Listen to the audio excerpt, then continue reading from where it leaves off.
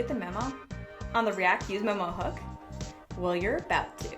I have my app up and started using Vite. Let's walk through what's going on in here. We have some state set up above in our file for the theme, and we're toggling between light mode and dark mode using these radio buttons, which I've created underneath. When you click light mode, it changes to light mode. When you click dark mode, it changes to dark mode. And then down below, I have these eeveeAges, which just you toggle between light and dark, and the style will change slightly. And then we have this H4 here, which displays a string called eeveeAge. We're creating eeveeAge up above using this function called expensiveCalculation. The way that expensiveCalculation is working is you pass in two variables, one for the dog's name and one for the dog's birthday. And then we're returning a string that we've created, and it'll tell you how old the dog is: minutes, hours, days, and months, and years old. And then you can see also we're displaying it over here. So right now, this function is being called every time the component renders, which, as we know from previously in our useState tutorial, the way that state works in React is that anytime state changes within a component, the component will then re-render and recompute itself. Therefore, that's why we see when we hit dark mode, this console.log is being called once again, and same for when we hit light mode, you can see the call of calculating goes from 9 to 10. And that is because every time this component renders, expensiveCalculation is called. This could be a candidate for using the useMemo hook and memoizing that value. useMemo is a hook which can memoize a value. Why do we need that? Well, we don't always, but sometimes we do. If there's a function within your code that is pretty expensive, but is being run on every single render, memoizing might be your best option. And this calculation here is an example of something that we could potentially want to memoize. So let's do it. First thing I'm going to do is grab useMemo from React, and then I'm going to write out our useMemo hook. So useMemo will return one value, that memoized value that we were talking about. I'm going to call that value eeveeAge. So I'm just going to comment out eeveeAge, and I'm going to write const eeveeAge equals useMemo.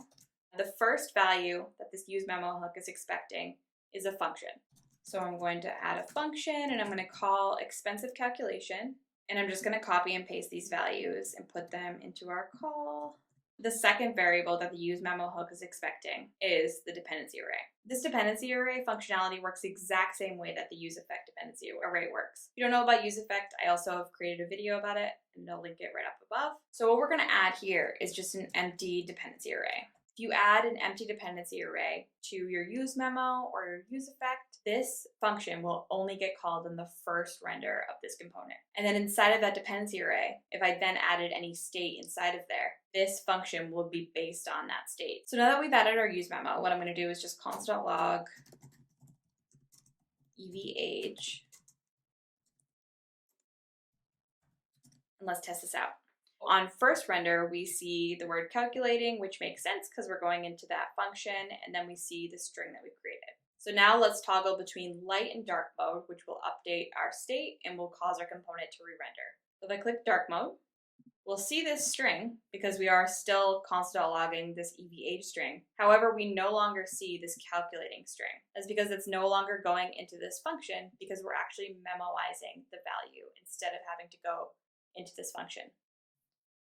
And you'll see if I toggle back and forth, we'll never see that calculating string, which is great. And to just show you, for example, I'm just going to uncomment this out, which is without memoizing. Just show you once again that when I have this unmemoized version of this variable, we'll see that calculating string come back. If we toggle back to our useMemo, I'm also just going to quickly show you that if we add the theme state variable into our dependency array, that now also, if we toggle back and forth, we'll still see that calculating string along with our eeveeAge string. That's because this is now based on the theme state changes. Memoization and the useMemo hook in general are a really common interview question. So this is definitely a good one to study up on if you're about to do an interview and make sure that you know the ins and outs of how it works. And a really important thing about useMemo is that it can affect performance. So you always want to be really careful about memoizing values within your app and only use it when it's critical. Say if your app is becoming slower because of some sort of a really expensive function that is occurring in your application, that's when you should consider useMemo. Even this example, you'd have to weigh if it's really going to help you or if it's not.